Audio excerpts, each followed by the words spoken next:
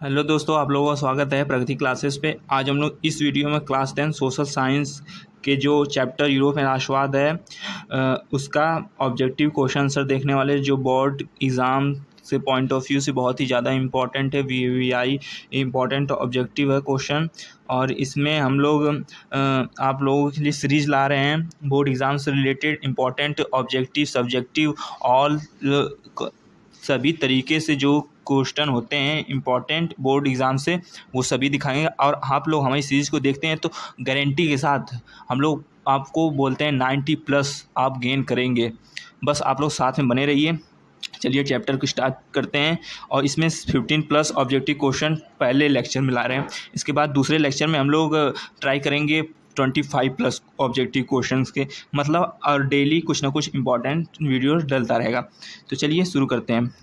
Chapter का नाम है यूरोप में राष्ट्रवाद का उदय।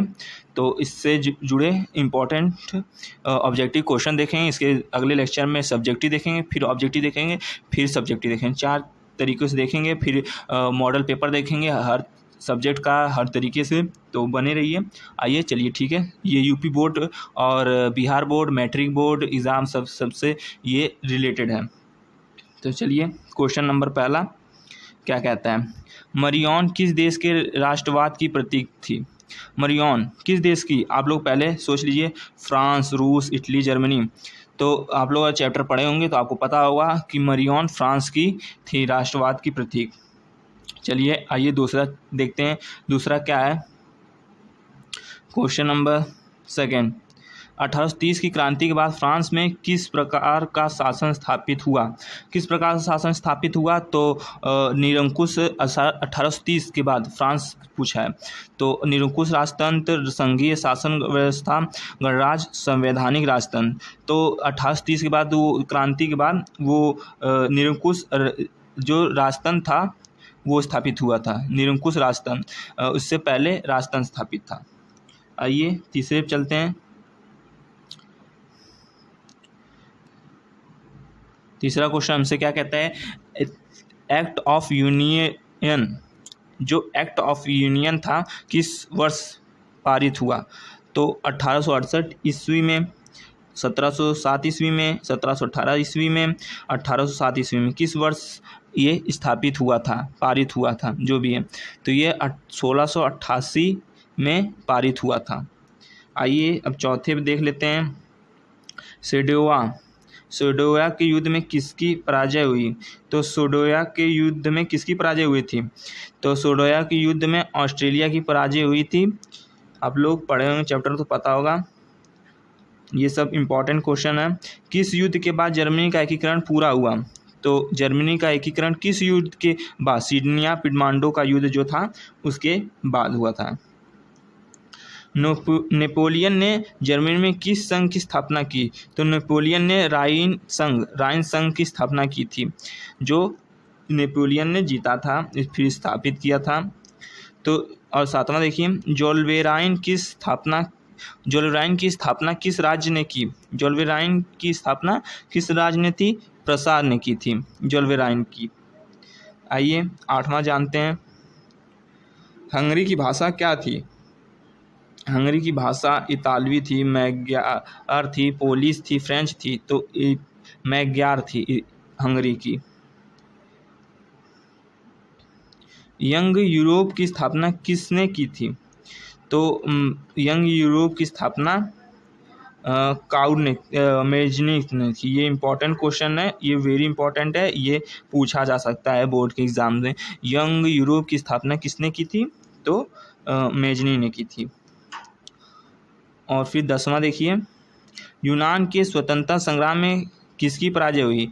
यूनान की स्वतंत्रता संग्राम थी, उसमें रूस की, तुर्की की, यूनान की और फ्रांस की। तो उसमें तुर्की की पराजय हुई थी। और ये भी आपको इम्पोर्टेंट है, ये भी पूछा जा सकता है। गैरीवॉल्टी पेशे से क्या था? तो गैरीवॉल्टी पेशे से नाविक था। ये भी इम्पोर्टेंट है, नाविक था।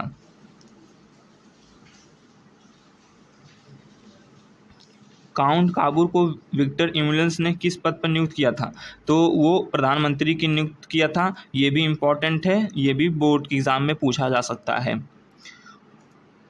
आइए अब इसके बाद जो हम लोग ऑब्जेक्टिव क्वेश्चन लाएंगे, उसमें हम लोग आपको परसेंटेज के हिसाब से बता देंगे कि कौन सा इम्पोर्टेंट है, कौन सा इम्पोर्टेंट नहीं है। तो फिलहाल आप लोग इससे कीजिए, फिर आगे देखिएगा जो सेकंड इसका पार्ट या थर्ड पार्ट में इसका जो ऑब्जेक्टिव रहेगा क्वेश्चन, उसमें आपको बहुत ज़्यादा ही हेल्प मिलेगी बोर्ड एग्ज़ाम से। उसमें जो आएगा ये बहुत सॉरी ये बहुत ज़्यादा ही इम्पॉर्टेंट है। रक्त एवं लौह की नीति का अवलंबन किसने किया? मतलब रक्त और लौह की नीति से किसने लड़ाई की थी, या रक्त और लौह की नीति किसकी थी?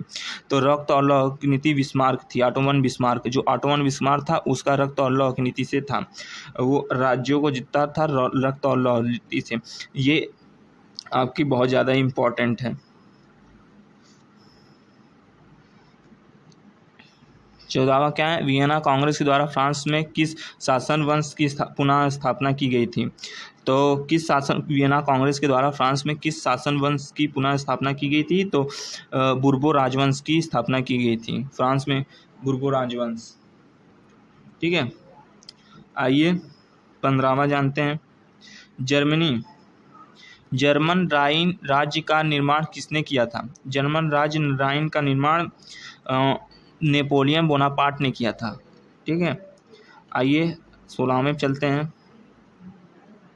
16वां क्या कहता है? यूरोपीय वासियों के लिए किस देश का साहित्य विज्ञान प्रेरणा स्रोत रहा? तो वो यूनान का था।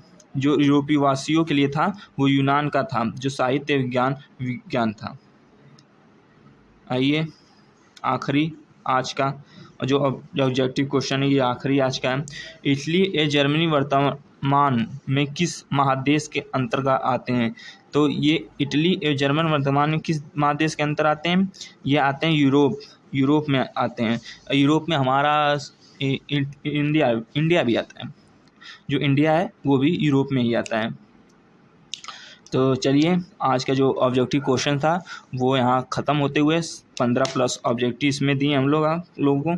और इसके बाद लेक्चर जो सेकंड आने वाला है उसमें हम लोग 25+ आपको ऑब्जेक्टिव देने वाले हैं। 25+ ऑब्जेक्टिव रहने वाला है उसमें। तो अगला जो पार्ट रहेगा और फिर 25+ ऑब्जेक्टिव बाद फिर लघु उत्तरीय प्रश्न, लॉन्ग टाइप आंसर और अति लघु उत्तरीय प्रश्न, दीर्घ उत्तरीय प्रश्न, ये सब हम लोग देखेंगे। तो चलिए मिलते हैं नेक्स्ट पार्ट में। तब तक के लिए हमें चैनल को सब्सक्राइब कर लीजिए, वीडियो अच्छी लगे तो लाइक कर दीजिए और कमेंट में बताइएगा क्या कौन सा पार्ट आपको नहीं समझ में आया, कैसा लगा वीडियो, ये सब हमें बताइएगा।